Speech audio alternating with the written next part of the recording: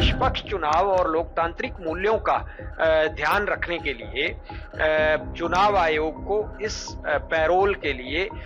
हरियाणा सरकार को दिशा निर्देश देने चाहिए और उसे रद्द करने का निर्देश देना चाहिए। तो मुझे नहीं लगता कि गुरमीत राम रहीम का ऐसे किसी भी इस तरीके की कोई इमरजेंसी है। हमारी चिंताओं को मुख्य निर्वाचन अधिकारी जो हैं वो नजरअंदाज करते हैं या स्टेट इसको उसके बावजूद जो है पैरोल देता है, तो कहीं ना कहीं ये हमारे लोकतंत्र के लिए, निष्पक्ष मतदान के लिए चिंताजनक है, गंभीर है।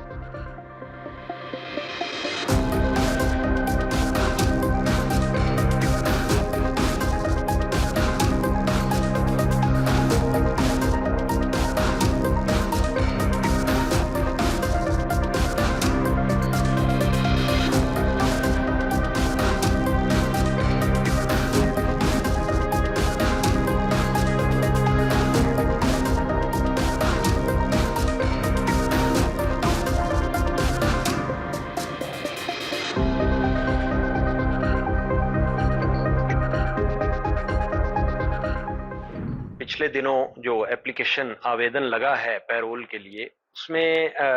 ये भी जिक्र आया है कि इमरजेंसी पैरोल के लिए आवेदन किया गया, क्योंकि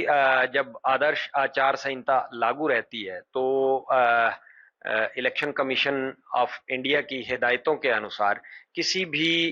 सजा याफ्ता कैदी को पैरोल देने से पहले कंसल्ट करना जरूरी होता है इलेक्शन कमीशन से, या मुख्य निर्वाचन अधिकारी जो हैं उनसे कंसल्ट करना जरूरी होता है। तो ऐसा सुनने में आया है कि हरियाणा सरकार की तरफ से जो गुरमीत राम रहीम का पैरोल आवेदन है उसको मुख्य निर्वाचन अधिकारी के पास भेजा गया था कंसल्टेशन के लिए, और उसके बाद मुख्य निर्वाचन अधिकारी जो हैं हरियाणा के, उन्होंने हरियाणा सरकार से पूछा था कि इसमें आकस्मिक क्या है या ऐसी इमरजेंसी क्या है, क्योंकि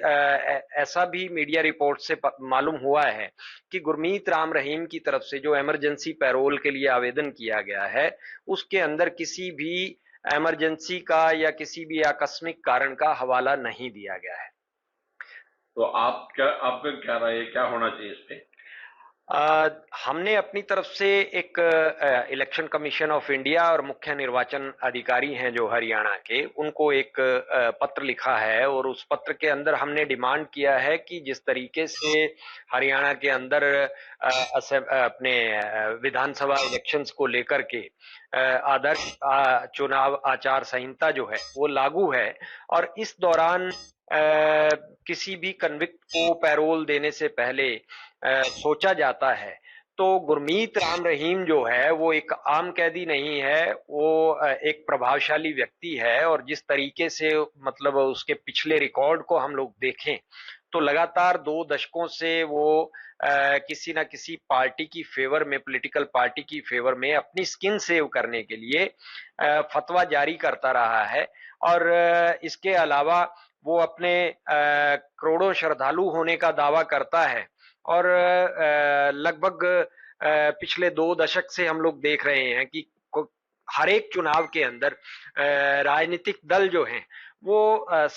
वोटों के लालच के चलते डेरा सच्चा सौदा के अंदर नतमस्तक होते रहे हैं गुरमीत राम रहीम के सामने। तो इन्हीं कारणों के चलते पिछले उस रिकॉर्ड को ध्यान में रखते हुए, और उसके अलावा अगर मैं ये बात करूं कि गुरमीत राम रहीम ने अपने फॉलोअर्स को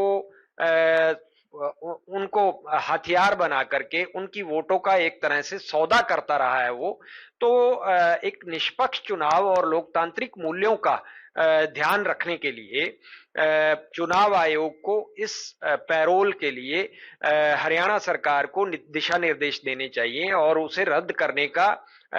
निर्देश देना चाहिए। हमने इस अपने लेटर के अंदर ये मांग रखी थी मुख्य निर्वाचन अधिकारी से और माननीय चुनाव आयोग जो है हमारा, उसके सामने। तो जी, आपको कोई रिप्लाई मिला है?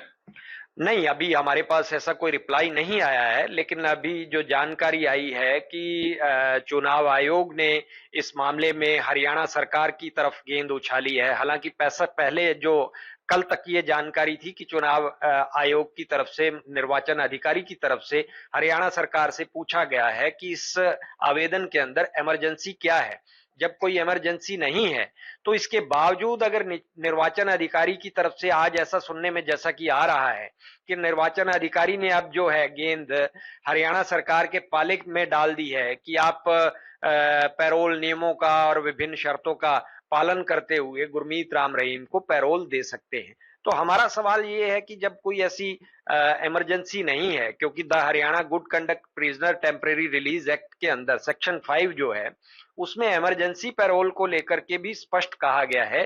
कि या तो कैदी जो कन्विक्ट है उसकी खुद के कुछ हेल्थ इश्यूज हों,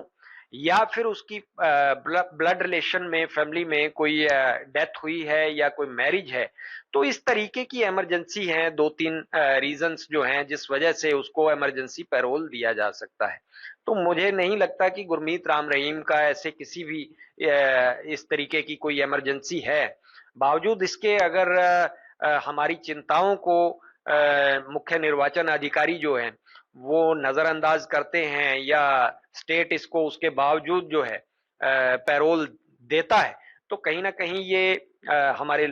लोकतंत्र के लिए, निष्पक्ष मतदान के लिए चिंताजनक है, गंभीर है।